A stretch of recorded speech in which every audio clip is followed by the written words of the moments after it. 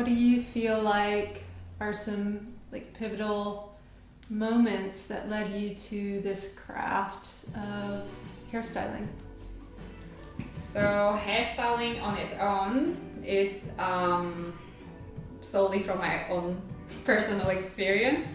I had a lot of terrible haircuts in my life when I was younger, and even though when I was really young, for those people who cut my hair, they just considered me as like a kid, like just a kid, just give them a bold haircut or whatever it is. But for me, even though I was really young, but I still get the that effects out of it by not being heard, not being considered, and then I would go to school and then being bullied by it. Oh, you mushroom head, or So it started young, and I don't think it should be like just a kid. Don't need to give them something good or just neglect their needs. But I feel like it actually affects them because I felt it myself as a kid, and so that continued until teenage years. Always get terrible haircuts, and then never being considered what I wanted, what I liked, and always never being heard, and I always got all these terrible haircuts. So one day I just decided, you know what, that's it, I'll just take this matter on my own, I'll just cut my own hair. I bought a pair of scissors and then started cutting my own hair, and I realized, hang on, I think I can do this. I feel like I can do this, it's not that complicated. And I started persuading friends and family so I can cut their hair as well. And I would go to hair salons with friends or with families and watch the hairdressers cut their hair. And at one point I realized I'm really grateful about this. I realized I can pick up what they're doing just by looking. So that's when I realized, I feel like I can do this. So that's how it started. I was not so much like a academic kid at school, so I'm not interested in anything at school. So that made me feel like, since I'm not keen into anything in school, at least I'm keen in hairdressing, so might as well I just pursue hairdressing. Yeah, so how young you were a teenager when you realized? 13, 14. Yeah, wow, yeah. Really early. Yeah, because I was never interested in school. Yeah. Always skip classes, get into troubles, but when it comes to doing hair, I even started doing freelance like hair color when I was in senior high school. Okay. Yeah, so I've been doing this for so long, since I was a teenager. And I guess it came from my own experience. I know exactly how it feels for those who feels like they were not heard, they were not seen. Yeah. And I really want them to feel like, yep, I listen, I hear you, I see you. And then how do we get to your what you would like for your hair, and then what's your hair goal? It's a teamwork. So yeah, I think the main point would be like solely because I experienced it myself and it's awful, and I think there are ways to change this experience. Yeah. And was it always like, when you were having those bad haircuts, was it this feeling like I'm not beautiful or I'm not? Absolutely. I feel like it makes me feel like, because of this haircut I got bullied, or because of this haircut people call me names, or because this haircut people, so it's like it really affects your confidence. Yeah. And then because you never had a really good haircut, so you would think that, this is it, this is it, this is me. And it's very sad because I feel like hair grows back. We are meant to try different hairstyles as we go, because we have this unlimited chance to change it. Yeah. And enjoy it. It doesn't have to be awful all the time. So it absolutely affects confidence, that's for sure. Yeah, because we have to see it every day. We have to live with it. and then every time you look in the mirror, it's a reminder again, like, oh my god, this awful haircut. And then when you're not looking in the mirror, oh my god, there's another reminder from other people who make comments about it. So it's hard because you can't take it off. Yeah. But at the same time, it's very unique because it's part of you, because you grow this, it comes out from your body. So when it doesn't feel right, it's hard. It's like this relationship with your hair. How do I fix it? But then at the same time, you need help for it because you can't do it yourself. So it's very complicated. It's like you're stuck with it, but then you want to have a good experience. But then if you're not being heard or seen, it feels like you won't get there. So it feels really frustrating. Yeah. So you're kind of explaining how you feel like hair is part of the personal evolution. Yeah, I feel like that's also another thing. Like we evolve, like we're from babies, toddlers, teenagers, adult, middle age or old, and our hair is the same. So it doesn't make sense to stay with one hairstyle because everything changed. So our hair should change with us. It should evolve with us, and same as the way we view ourselves. So for example, if you have a layered haircut 5 years ago, maybe at that time that's how you view yourself, and then when you look back, you will think, oh, I don't want that hairstyle anymore because you're not that person anymore. And sometimes people even joke about like, oh, I can't believe I had that haircut. That's so awful. But at that time, it felt right. Yeah. So that's how I see the how we evolve. We evolve together with our hair. That's how it's supposed to be. Hair texture, even hair color change. We might get a few strands of gray hair along the way, and it shouldn't be a bad thing. It's just we evolve. That's it. We just need to go along with it and find something that works for that time.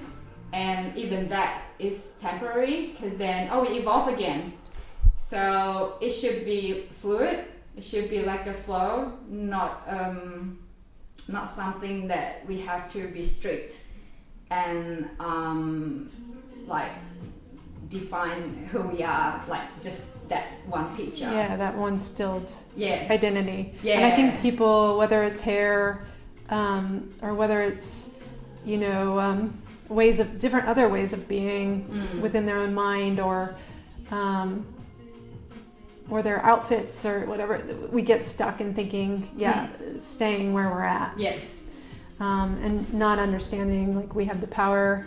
But the other thing is finding the right person. So I remember like literally, Doris, I was dreaming you up like a year in advance probably. I was like, I just want to meet a hairdresser that will meet me where I'm at, have a conversation with me. I didn't know exactly what, but I was missing something every time I was getting a haircut. Yeah.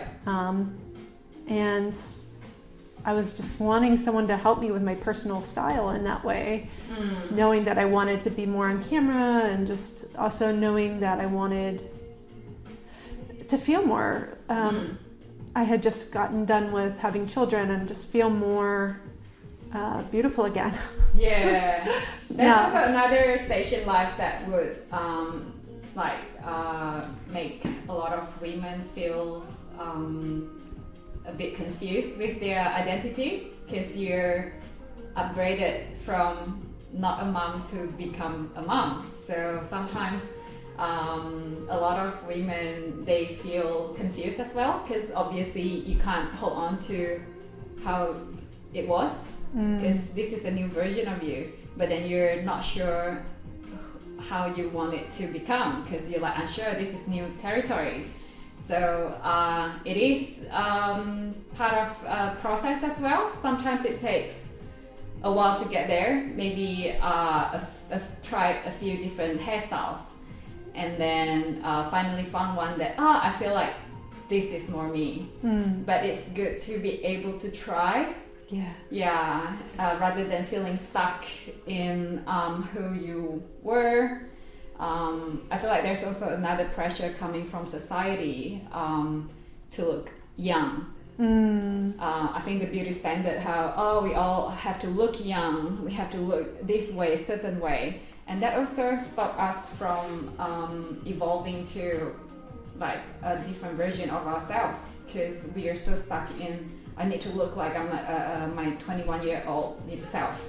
And then we hold on to every single little thing when we were that age. So it's like a lot of people stuck with this same hairstyle as like from 15 years ago. They stuck in that because they try so hard to look the same, because they feel the pressure from all this like beauty standard, like how we should look young, we should look this way, we should look that way. So hair is part of the thing that they try to hold on to, because hair is theirs, hair is ours. So it's like you try to be in control by holding on to the same look.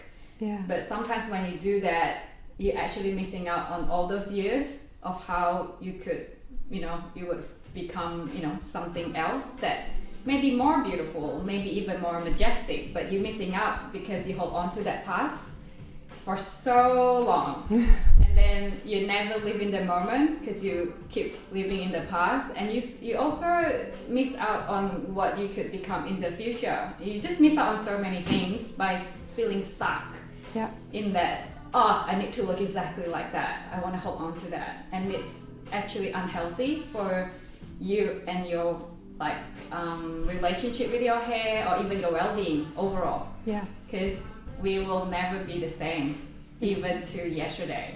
Yeah. And we have to move forward. Like, we have to keep moving. Don't stop here. And this is why I knew you're basically a yogin with your hair philosophy. You are. Because it's about, going with the flow. Yes.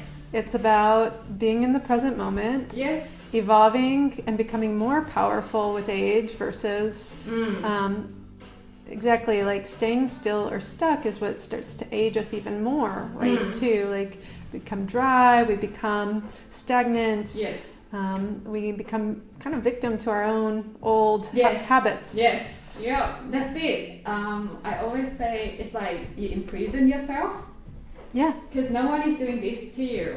You decide to do it. So you imprison yourself in these thoughts of, I have to look perfect, or I have to be like this. But I think the best way is actually to listen to your body, and then listen to how you feel. If it doesn't feel right, move on. Try something else until you find something that, now I feel better. Because when you feel right, you know it. It's supposed to be easy. It's supposed to be just like a good flow. It's like, it's good. It's not really, really hard to achieve, or really hard to sustain it, or really hard to even maintain it daily. It shouldn't be hard. When it feels right, you will know it. But the fact that if you still struggle, maybe it's just not right for you. Let's try something else. Yeah, don't like I said, don't get stuck in one place. Just keep going. And it's a nice thing to do, because in a way, when you keep going, you are in control. Yeah.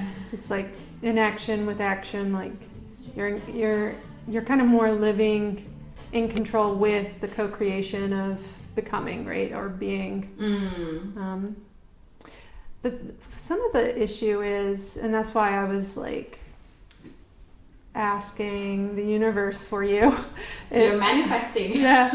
One of the problems is like that, most people, or a lot of people, aren't experts in hair or in their own hair. So finding the right person can be really important, just like with any other kind of modality. Or I see this almost as a healing. Has been for me, like a healing modality, in finding, how you want to express yourself. So finding, I know when I came and did my consult with you, for example, you're like, you might not just have straight hair. Let's look at it. And I've been told my whole life by hairstylists, it's just straight. That's how your hair is. And it's, somewhat trusting them, or being stuck by this beauty standard or beauty thought around my hair. And you kind of blew that up and said, well, let's see. Yeah. Let's see what it is, and Yeah. let's see if we can do it curly or wavy or what it has. And then we noticed, oh, actually, we can. We can. It's like we can utilize what you have and make it work, rather than let's make everyone look the same.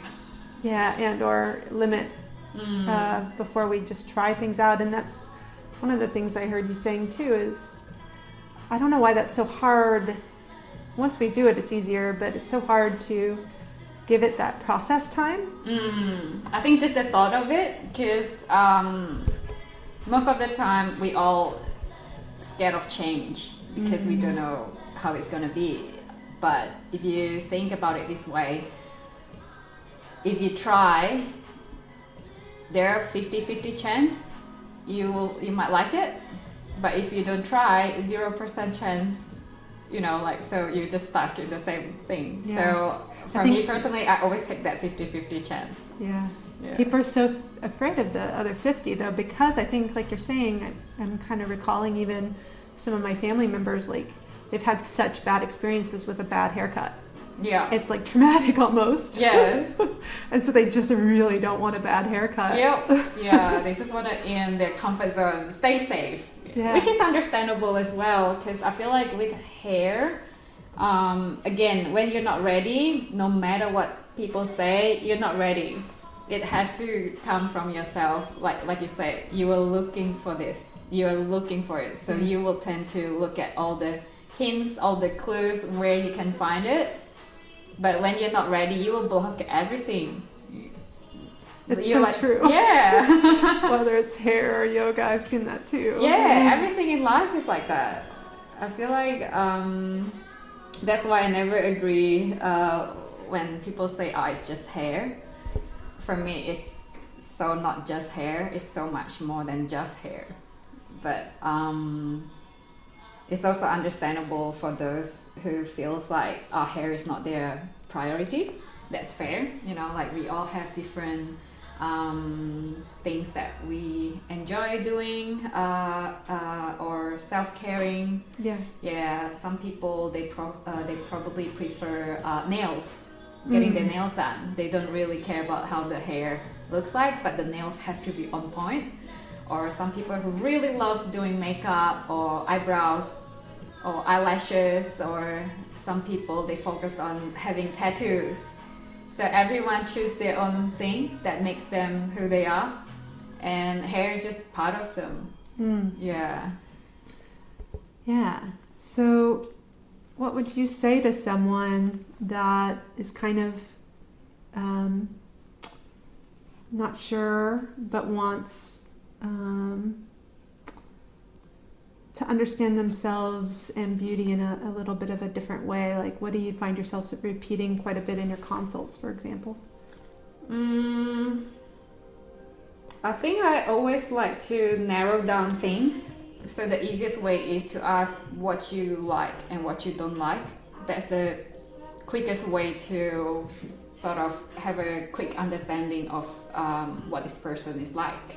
In terms of beauty specifically? Or? Yeah, I mean, if on my consults, most of the time we obviously talking about hair. Yeah. But if we are talking a little bit more personal stuff, maybe I will ask them about their personal choice of style, what kind of vibe they're more drawn to. So sometimes there are people who are drawn to this certain vibe, but not necessarily wear it themselves. They like it, but they don't feel confident enough to wear it or have it. So they just admire from afar. But there are also type of people who know exactly what they want, know exactly what they like, but just feel lost with the hair, how to match this with the rest of the vibe. So that also helps narrow down what we can do with the hair. Because hairstyle, I think a lot of people always assume it's just haircut and hair color, but it's so much more than that as well. It's the styling. You can get one haircut, but you style it in multiple ways and you get different vibes from all of these different hairstyles. And that really matters. That's why I always tell my clients what they do at home is actually more important than what I do here. because I'm a hairdresser. I do this all the time, and I know what I'm doing, but I need you to know what you're doing at home.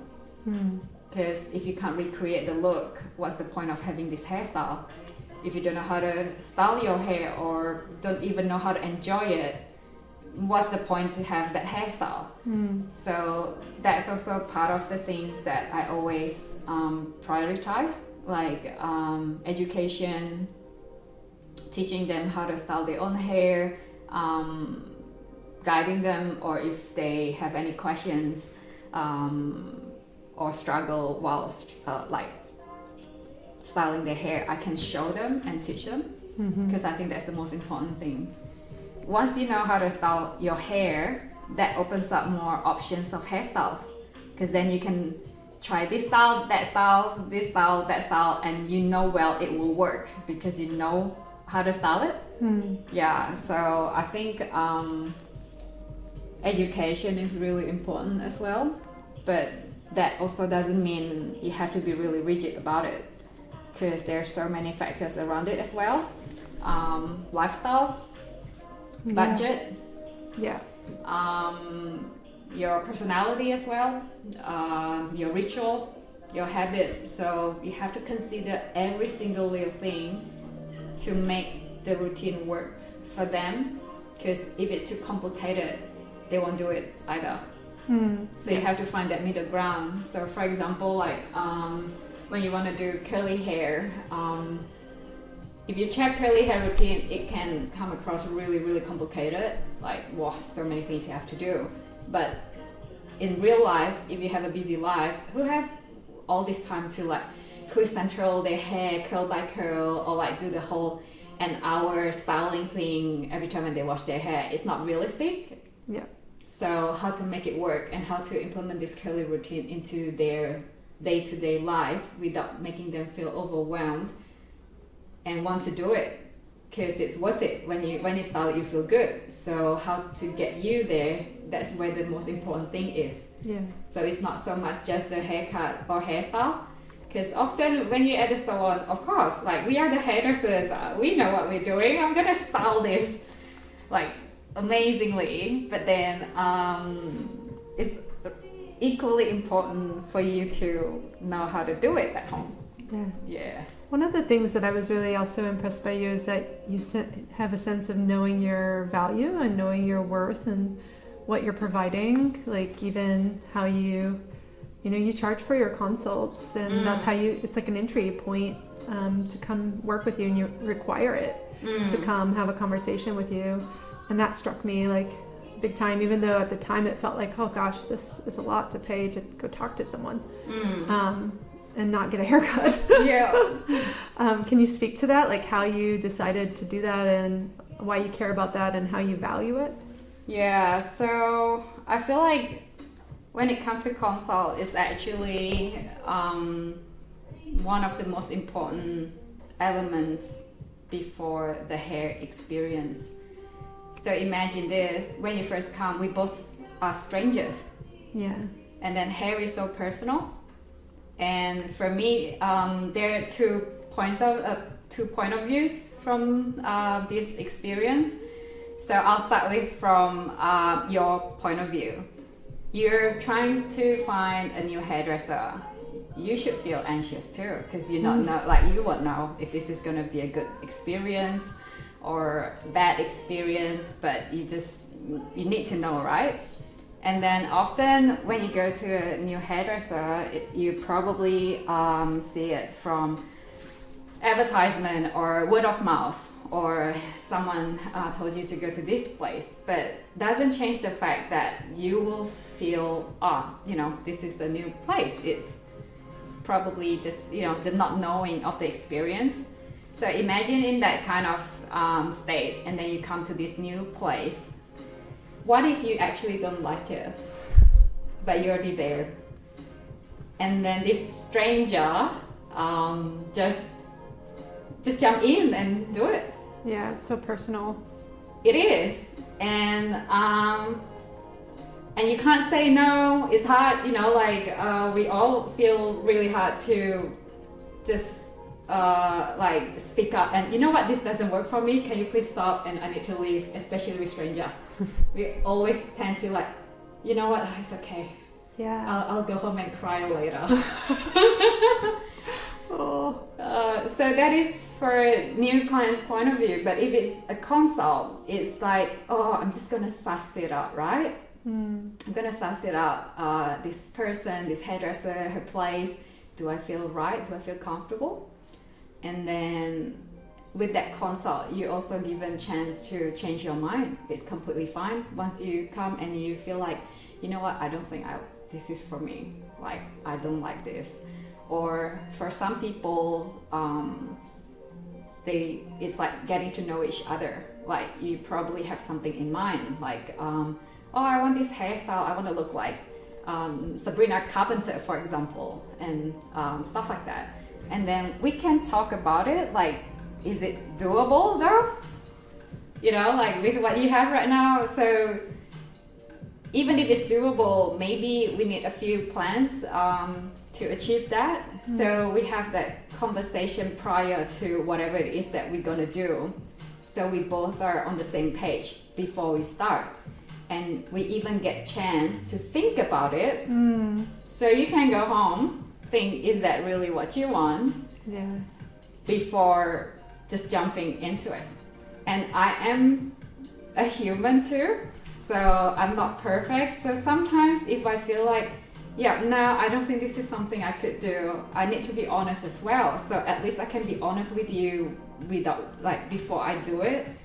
Because often as hairdressers, we tend to say yes as well. You're just like, oh, I want this color, oh, okay. But then like halfway doing it, you kind of feel like, oh, I don't think this is a good idea, but I'm already halfway in.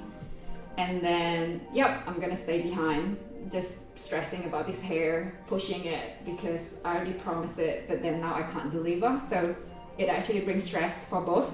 But you had to learn that. I'm guessing that took time to experience that, to go through that. Yes, absolutely. I've been doing hair for like 25 years. Yeah, that's from that feather, by the way. Yes. Yeah. So that's from client's point of view. So in a way, it's like a more careful way to do it.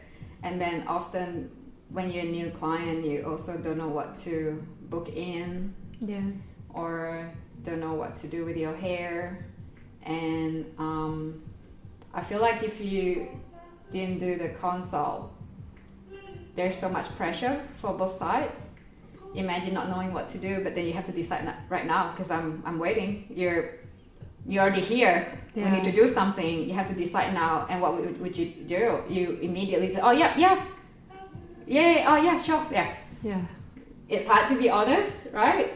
But I feel like when you have the consult, the next time when you come for your haircut, we both are prepared. I know you're coming and you know what to expect. So that makes the haircut experience more pleasant. We already get rid of the first meeting. It's like, oh hi.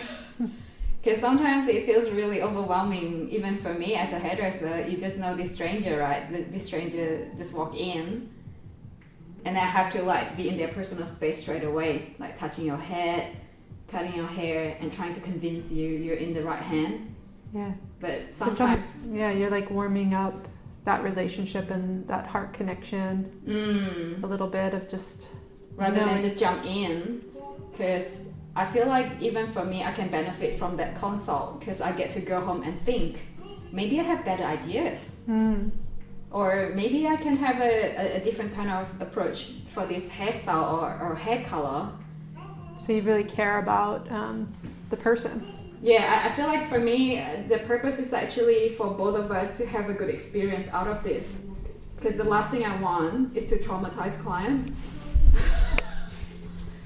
Like I won't feel good if you walk out of the space feeling like I forced you to do it, or making you feel like you can't even communicate with me if you, for example, need the fringe a little bit shorter, or like it's hard to have that kind of feeling. But if you feel safe enough to communicate it with me, like, oh, what, I think I like it better if it's a little bit shorter. You are winning, I'm winning, so it's a win-win situation. So the consult's one of the ways you create that safe space for vulnerability, and for exactly what we were just talking about, that evolution process to start occurring. And communication is key. And I feel like, because I can't read mind, obviously, to be able to make people feel comfortable to communicate, they need to feel safe. So this is also why I do one-on-one here. So hopefully people will feel safe enough to communicate with me what they want without feeling like, I'm too scared they will judge me, or other people is listening to our conversation, I feel like I'm being put on the spot, or like I actually don't like this, but because everyone is looking, and then you don't want to sound like complaining, so you just take it and you're like, yeah, it's okay, but so that is awful. So I feel like to be able to create that safe space, it takes from every aspect to see it, how to make people feel safe enough. When they feel safe, then they will communicate. Yeah. And then they're actually able to, again, I'm kind of repeating, but able to start the process of understanding what feels really, truly, authentically beautiful for them. So they can be more in tune internally rather than externally. Because often when you go to hair salon that is like really, really busy or just really buzzing, you focus externally. You're like looking at how everyone is looking, how everyone's hair is looking, and you get influenced sometimes. Or sometimes when you look at all the hairdressers, ooh, they all look really cool, and then there's some pressure, or the vibe maybe, the vibe is like really different or really chic, for example, and then you immediately put some pressure on yourself again. It's like, oh, I need to match the vibe. But I feel like here I give all of those, all the control or all of the decision to clients, because hey, it's just you and me. And you're not here to impress me. You're here for your self-care. So you get to decide like how you want to spend it. You want to read a book? Feel free to read a book. If you want to have a chat with me, great. If you're tired, just rest, and it's fine. I didn't realize too how much why that's felt so peaceful to me. Being in this salon alone, I'm just realizing that too. Versus in a group space. So that's more point of view from clients when it comes to consult. Another thing would be like from my point of view, right? Because for me, the whole process is it's about both of us. Because I'm providing this service, so I also need to feel safe and comfortable to do it. So that consult also really matters to me, because for me, I created this space. I've given my blood, sweat and tears. Like I've given my best to create this space that's mine, and I want to invite or welcome a stranger to my space. So I need to make sure it's the right people who comes. I can't have someone who just come here and disrespect my values, or cross my boundaries, or disrespect me as a person. So I feel like that consult also works as a filter for me, because I need to know we both feel safe in this space. Especially if this is the space that I created really like with my best. So during that consultation, I get to know the person as well. And I think for me, one of the most important thing is learning about their expectation. Because sometimes people, they come with expectation of like, maybe they heard from a friend, oh my God, you should go to this hairdresser, she's amazing. They will have all this expectation in their head, right? Before they come, they're like, oh, this hairdresser can make me look like this or look like that, or I want this, I want that. And sometimes it can be unrealistic, and I need to be able to be honest and say, look, nah, this is not my thing, I'm so sorry, but I can refer you to someone I know. Or I can do the haircut, but I don't think the color is doable at this moment. So this consult is also a place or a session where I can communicate too. So it's not just one way. And how did you decide to value it the way you did? Time. Always time. But you valued your time. A lot of women don't. Yeah, I think we should. Because even when you work at different places, like you work in an office or you work as a or like a nurse or medical, whatever, we are all valued hourly. So I just follow that. Yeah, so I feel like it depends on the quality of the time as well. If I charge what I charge just for, hey, you know, like, what's your name? Just talking on surface thing, I think that is a little bit too much. But every time when people come here with a consult, I make sure that they get something away from it. Even like down to that simplest thing, is this for you or not? Because even if this is not for you, I still give you my time and I still give you all the knowledge that I have. So it's not just like hi bye and then I charge. And it sounds like you have a very powerful intention.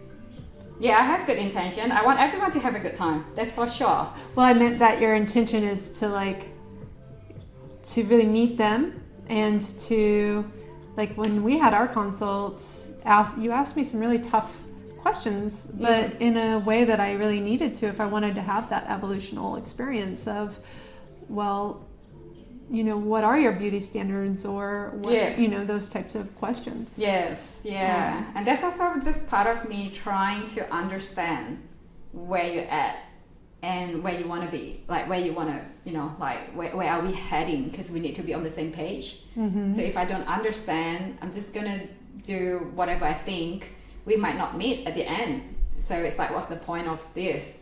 This is also one of the reasons I only do things by appointment, because for me this is a self-care thing, and I want the type of clientele that sees this as self-care.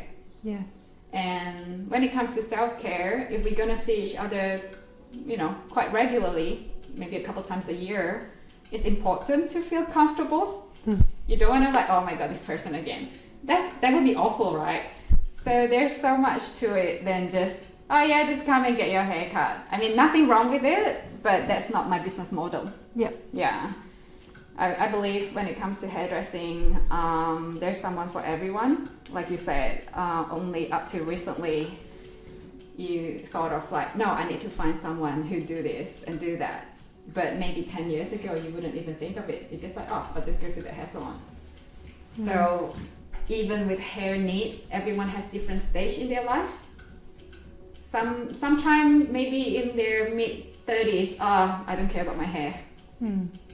And then maybe early 20s, oh my god, my hair is my identity. It's so important to me. That's why I will cry if it's a little bit too short. That's why I will like really, really upset if it's the wrong haircut, or even really upset if someone says something about my hair, because that's everything for them. But sometimes you might grow out of that stage and you have something else in your life that takes your attention.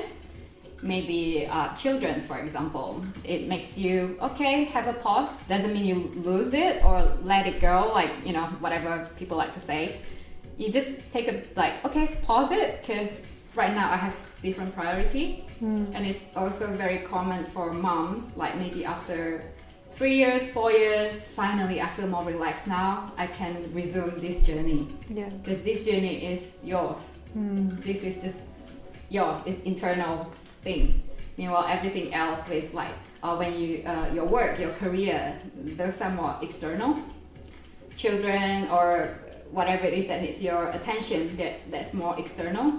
But they're in relationship, right? Because I remember, again, you did ask me like, what are you wanting? And my profession was like came into it, right? Like, what are you doing daily, that kind of stuff. So it's almost like it's an internal thing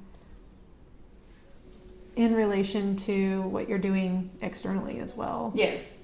Yeah. But I feel like for me, the way I see it is we all wake up in the morning, right? Before we start our day. And then we all have our ways to get ready. And then getting ready can be a lot of stuff, or drinking coffee, or maybe some people have a swim, or have a big breakfast, or blah, blah, blah.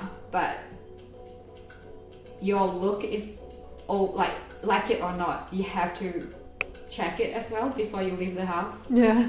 So in a way, you can't not see this. No, it's in your face every day. You have to look at it when you get ready. Yeah. And this is where I meant is internal, because you are the only one that have to live with this, not everyone else. Yes. So yes. It's important to feel good about yourself, or even when you look in the mirror, yeah, it's fine. You know, like it's not stressing me. It's not like making me feel really self-conscious, or even worse, I hate it. Because when you hate it, imagine you already start your day hating it, and you carry that feeling with you. Yeah. And it really affects your mental health. Yeah. And your confidence. Because imagine, especially when you say, for example, you're running a business, and then you need to propose something, or you want to pitch an idea. Sometimes there's a glimpse of, maybe you walk and then pass the window, or like, oh my god, that's how I look. It's kind of like a drop feeling, and then it will affect your performance, even though maybe other people don't see it, but you feel it. Yeah. You feel not full. You feel like, oh my god, how? Yeah. So I feel like that's what I meant when it comes to internal. Yeah, no, I totally agree. And then it affects those relationships, the business pitch, whatever it is. Absolutely. Yeah. Yeah, because our head sometimes is the worst. It will keep replaying the same thing, or keep telling us the same thing that we don't want to hear. And that's also internal, so yeah, how to shut that out. We need to feel right, or we need to feel good about ourselves. So it's like, well, nothing to worry about. I don't need to worry about that part. I can just focus on my proposal. I can just focus on my day. Or I can really just feel, also even like one step further, which is what I've been feeling since seeing you, is like for the first time, I'm really like getting up and doing more with my hair without it taking too much time. And I feel really good. Not just I can get on with my stuff, but like I'm grooving, and I'm really feeling myself. Yes, that's excellent. This is why they said it's good hair day. Yeah. It's whole day. The same as bad hair, because it's bad hair day. It's whole day. It's never good hair 2 minutes, bad hair 3 seconds. No, it's whole day. Yeah. That's why it's the thing. And it's funny when you see it and when you understand it, then you will get the whole experience why I do the things I do. Because I feel like people who come here are people who can see what I mean, and why I do what I do, and how we both can achieve that. Because at the end, when you're happy, I'm happy, because that means I do my job, and then you get to your goal, and we are on the same page. So I feel like the only way to be able to do that well is to have this kind of setup. Yeah. So maybe last question, we'll take a little break, but what would you say to someone that's a little bit scared or not ready to invest in that kind of journey with their hair, but kind of are longing or feeling stuck and longing to be unstuck? Is there any recommendations you would give to people? Start small. Yeah. I always feel like things doesn't have to be big all the time. Like, oh, I need a change. Doesn't have to be big makeover. When it comes to change, it can be change of habit.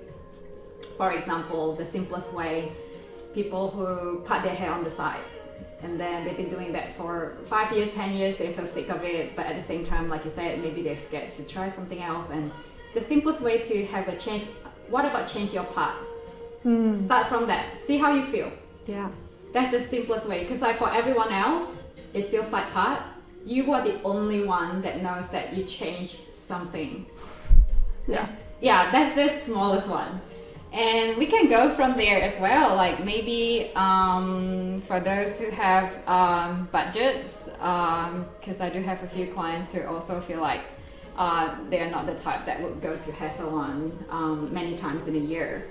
So we can do a few fringe trim, because fringe, it frames your face. So if you want to change, let's do it around here, because you can see it straight away.